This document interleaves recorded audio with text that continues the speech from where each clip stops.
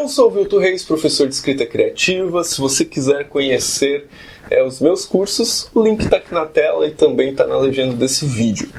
Hoje nós vamos falar sobre realismo mágico aqui na série A Arte da Ficção, baseada nesse livro do David Lloyd, que tem o mesmo nome. Então, o que é realismo mágico?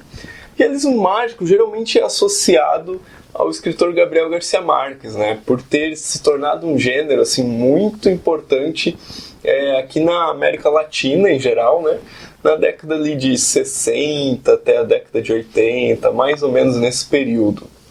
Então, apesar de ser associado assim, aos nossos escritores, a gente também tem escritores europeus e de outros continentes que praticam esse gênero, O próprio Haruki Murakami, por exemplo, que é um escritor que eu gosto muito, ele tem romances como Minha Querida Sputnik, que tem um evento fantástico que muita gente associa ao realismo mágico, Então a gente tem escritores do mundo todo, como o Günter Grass, que é um alemão, a gente tem o Milan Kundera, que é tcheco, a gente tem o Salman Rushdie, que aí vive entre um britânico ou um indiano, Então a gente tem vários romancistas de vários lugares do mundo que praticam esse gênero. Aqui no Brasil, o mais conhecido, mais importante, talvez a referência nacional, seja o Murilo Rubião, que é um grande contista.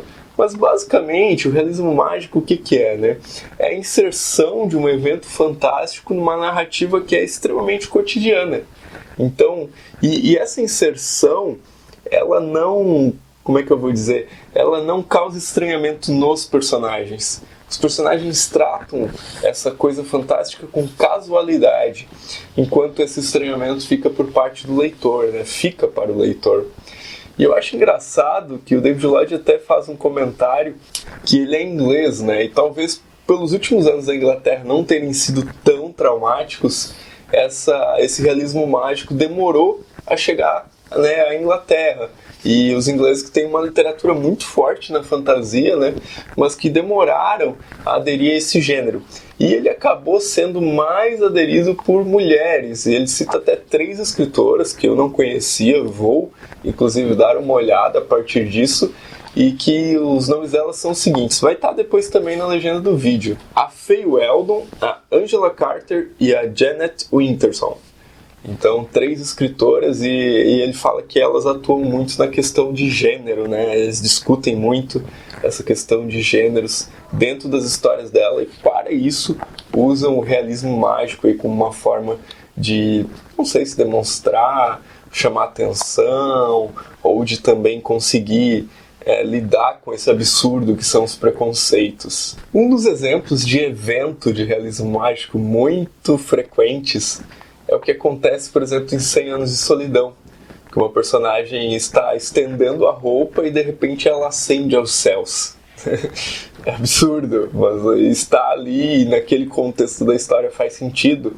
Ou em Os Versos Satânicos, do Salman Rushdie, que apesar desse título bem pesado, assim, bem forte para muita gente, para outros é simplesmente divertido, ele é um livro muito bom e também muito interessante, assim, uma história de ficção muito bem escrita, onde a gente tem 2 personagens aí, uma espécie de diabo, de demônio e um anjo, que caem de um avião e eles caem cantando, e aterrissam, e apesar do avião explodir, eles não sofrem nenhum dano. E citando ali essas romancistas inglesas que o Lloyd tinha mencionado, ele fala de um livro chamado Noites no Circo, da Angela Carter, em que existe uma personagem principal que é uma trapezista, mas ela tem asas, ela realmente tem asas, literalmente, não é uma metáfora. E em Sex in the Cherry, da Janet Winterson, a gente também tem uma cidade flutuante que tem habitantes flutuantes, que simplesmente ignoraram as leis da gravidade. E em O Livro do Riso e do Esquecimento, do Milan Kundera, a gente tem aí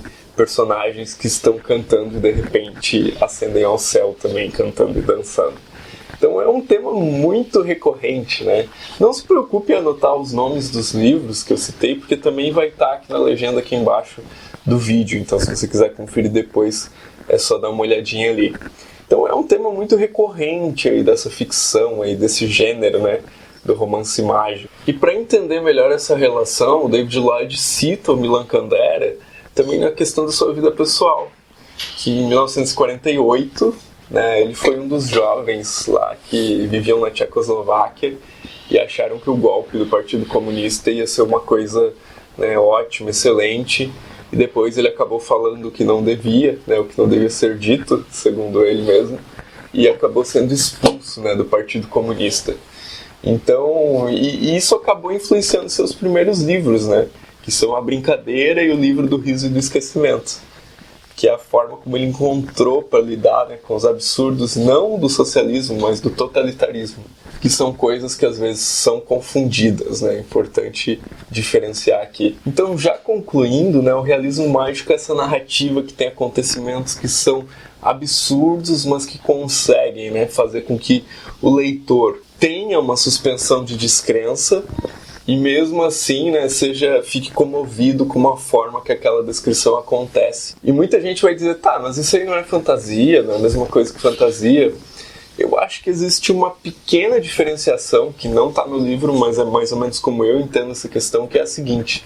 Numa narrativa de fantasia, a fantasia nos arranca da realidade, né, para um outro mundo, para uma outra sociedade que vive num outro contexto e tal, né, uma coisa mais especulativa.